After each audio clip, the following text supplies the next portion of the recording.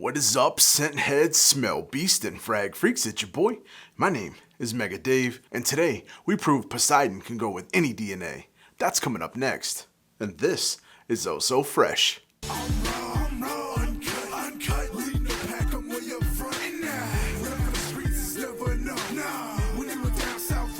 Yo, what is good, Fresh fam? For everybody returning, I want to say thank you so much for being a freshie.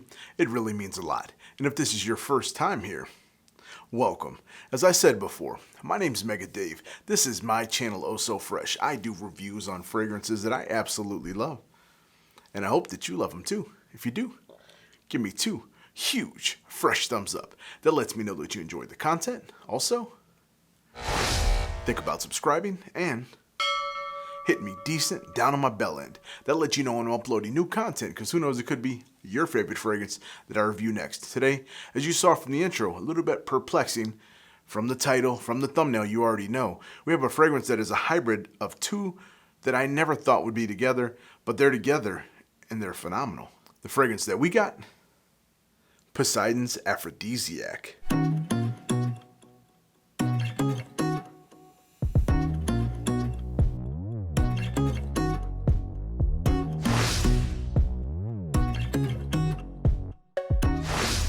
Now, this crazy concoction here is a cross between the king himself, the Poseidon lineup, Aventus, and Initio Parfums Psychedelic Love, aka Aphrodisiac here.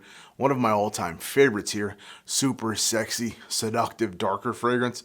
But now we've put this bright, cheery pineapple and citrus in here. Those 2 couldn't possibly go together. Guess what? They do, and they smell phenomenal. But I'm going to shut up and get to why you guys all came here and get to the scent breakdown.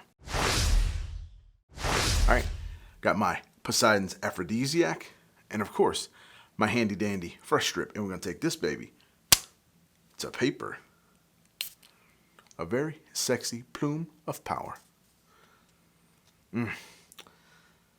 Just like almost with anything from the Poseidon, it is so hard to deny the fantastic brightness that comes out as soon as Poseidon is known, as the king is known, as Aventus is known.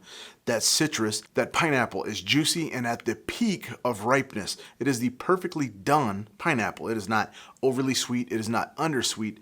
It is just perfect. And it is so good. There's also a very sharp, very sexy bergamot that's in here. Bergamot is one of my all-time favorites, and for a good reason. It is used in so many things because of what it does, because of what it conveys. Just bright and cheery and just makes everything pop, especially from the beginning. You want to come out with a good wallop, and that's what this does.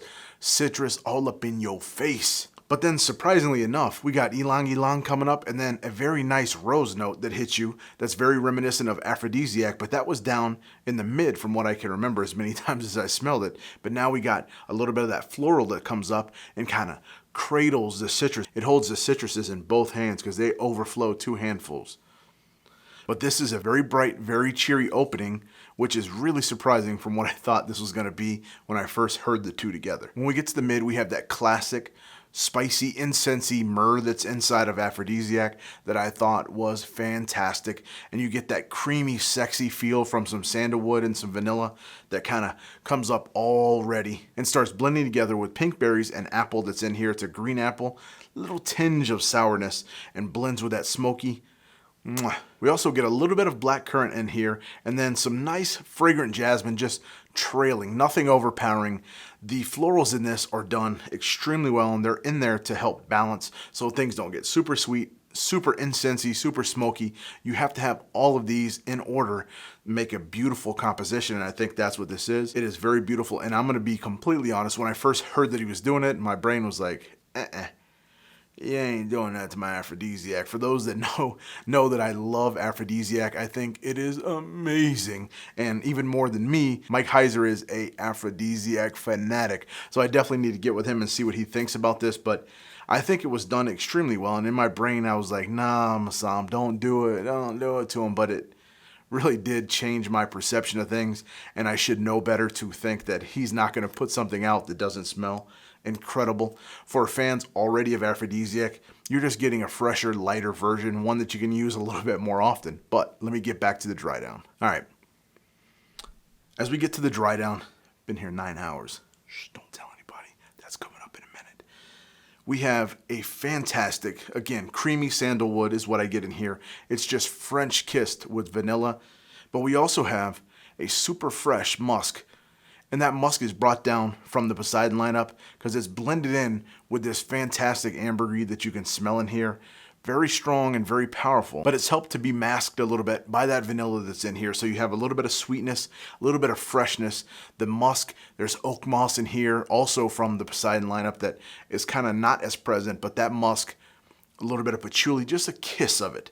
So it helps strengthen this base to get really good Vifraga because this has extremely good power already out of the bottle. Now, Aphrodisiac by itself was a 10-hour plus fragrance. Most of, if not all of the Poseidon lineup get 9+ hours, so I expect this to be a 10-hour fragrance. I can't tell you exactly. All I can tell you right now, been on here about 9 hours, still pretty decent. So I can see this being right around 9-ish, 9.5 hours because it's almost to the tail end of it. I'm having to just rest just above it. So this could probably go a little bit longer on some people, may go just a hair less on others, but I think this is going to be what I consider above average. 8 hours, I think, is average for Dua. Anything above that, I would consider above average, then exceptionally, and then beast mode, of course, which we have a bunch that transition into this. This may or may not go into that with the addition of this pineapple and those citruses that help push, and you definitely get a better projection than you would from the Aphrodisiac, which had a better sillage. So now you get a super good bright opening, and you have that good thick base and that mid that relies on that Aphrodisiac power. So you're going to get about 2 hours or so of push. That's what I got. And very, very respectable longevity. So get used to having this on your body as well. It's going to smell great for a very long time. Now, who can wear it? Where to wear it? What to wear? All that stuff. Now, with having roses and florals, you guys already know I'm going to be kind of contradictory because I actually love this fragrance, but it does have a slight swing, just a slight swing for feminine.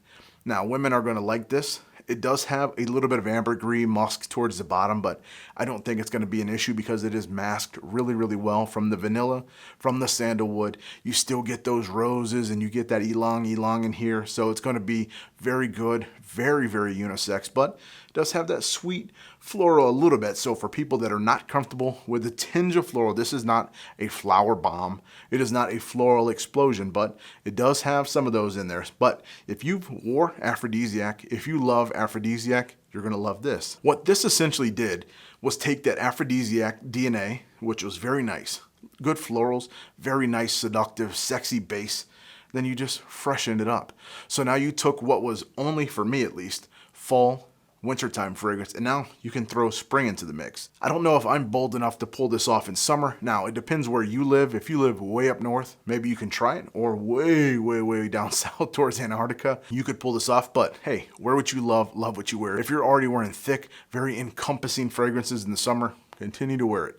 Me personally, I can't pull this off in the summer. I don't think most of you guys and girls will either, but spring, no problem. Fall, no problem. Winter, no problem. Summer, a little bit of a problem. I think this thing will also be amazing for dates. I think it will be very fantastic for Netflix and chill, for just lounging around, just being lazy, sitting, watching some movies, whatever you're doing. If you're by yourself, you want to feel a little sexy, but also put a little pep in your step. This is going to do that. You're going to get that Poseidon's DNA that's going to perk it up, and then you still have that super sexy, seductive, mid and dry down match made in heaven. So for this fantastic hybrid, that's all I have. I know, haircut. But until I come to you again, I want to thank you guys and you girls so much. Continue to be blessed and stay fresh.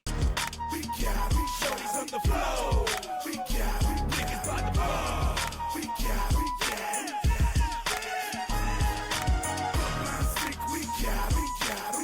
just dropping they battle.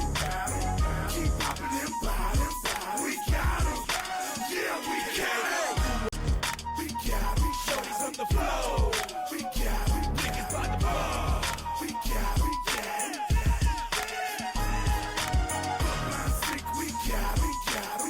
just dropping they battle. Keep popping them bottom. We got them. Yeah, we got them. We got shorties on the floor. We got niggas by the bar. We got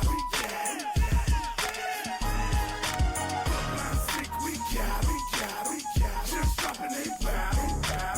Keep popping them.